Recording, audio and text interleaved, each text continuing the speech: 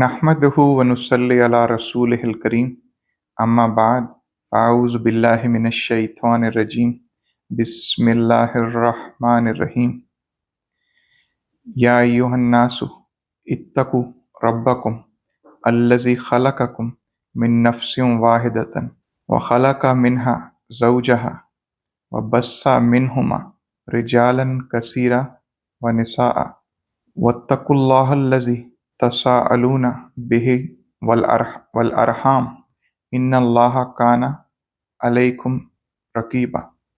सदक़ल्लाहुल अज़ीम। रब्बिश्रह ली सदरी व यस्सिर ली अमरी वहलुल उक़दतम मिन लिसानी यफ़क़हू क़ौली.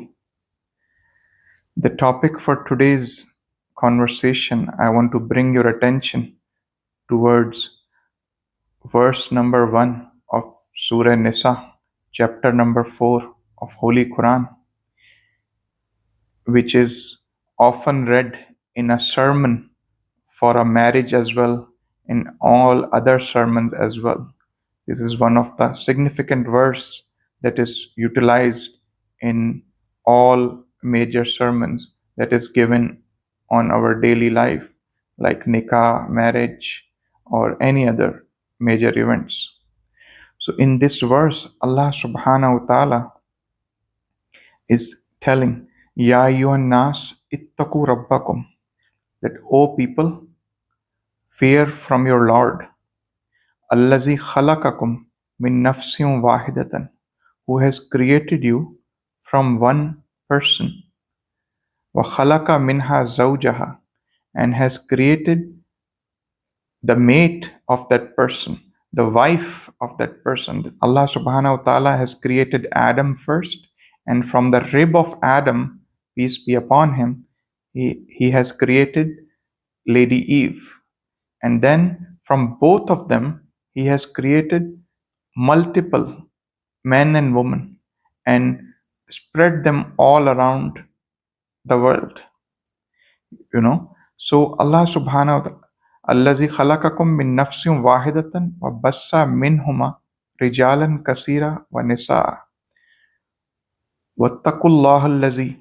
Then Allah subhanahu wa ta'ala is saying, and fear from your Lord, Allah, tasa'aluna bihi wal arham, on which you give each other reference that for God's sake, listen to me. For God's sake, believe on me. You maintain ties with your family members. You say to your brother, for God's sake, believe me, I'm telling you the truth. Wattaqullaha allazi tasa'aluna bihi wal arham innallaha kana alaykum raqiba. That you give each other reference of Allah subhanahu wa ta'ala, and you maintain your relationship, tasa'aluna bihi wal arham. And then Allah subhanahu wa ta'ala is insisting here that you have to maintain the relationships of your uterus, of your wombs. Like all the relationships in this world are created due to your grandmother on your paternal side and your grandmother on your maternal side. All, like your father is your father because he is son of your grandmother. Your mother is your mother because she is a daughter of your grandmother. Same way, your uncles, your aunts, your cousins, everything come in existence because of uterus. And Allah subhanahu wa ta'ala is saying you have to maintain ties with your relatives, with the people who have a similar bloodline as you. And you cannot cut ties with them, no matter they are poor people, no matter they are arrogant people, no matter they have not given you proper inheritance in your life, no matter they don't treat you right, no matter they are rude to you, you try to maintain your ties. And if they break away, no problem. You have gotten your reward from Allah subhanahu wa ta'ala. But sooner or later, you will see that you keep on trying, all your relatives will come closer to you, and they will also start appreciating your effort. And this is the only relationship in this world that is man-made is between you and your wife. That is also decided before, but physically you can divorce your wife, but you cannot divorce your brother, you cannot divorce your sister, you cannot divorce your son, you cannot divorce your daughter, you cannot divorce your mother, your father, your uncle, your aunt. They are there, they are given. This is your given circumstances. You cannot change. In this world, people say the only constant is change, but only thing you can change, that wife can change husband and husband can change wife. But all the other relations are not, is it not, it's not possible by any of us to change. So Allah subhanahu wa ta'ala says, whoever want to live good this life and the next life, they have to maintain ties with their relatives.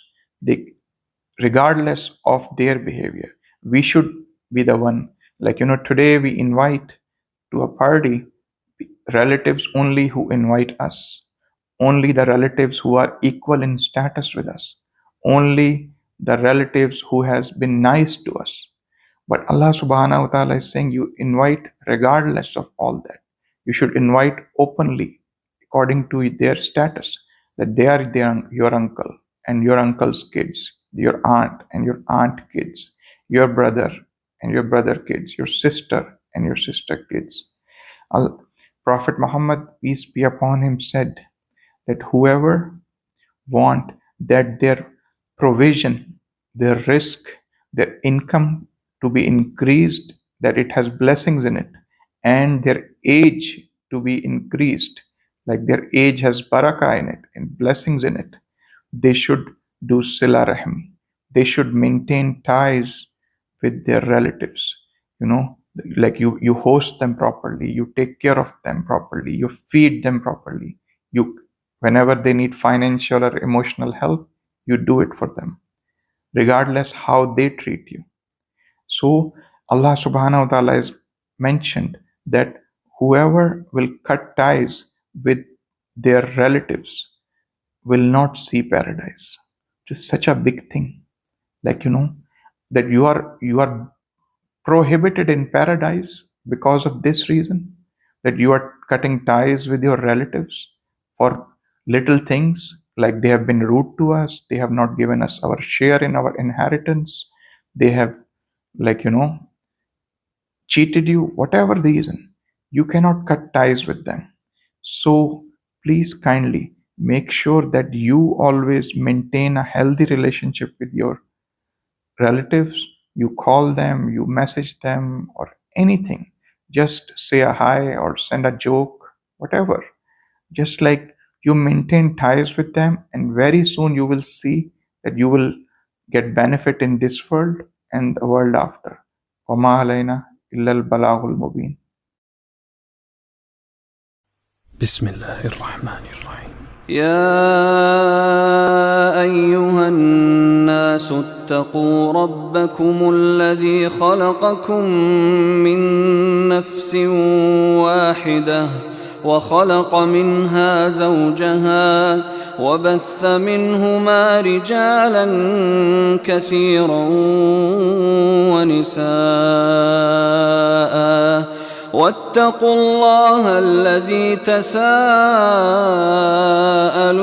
به والأرحام إن الله كان عليكم رقيبا. بكت عيني بكت عيني بكت عيني على ذنبي وما لاقيت من كربي فيا ذلي ويا خجلي إذا ما قال لي ربي أما استحييته تعصيني ولا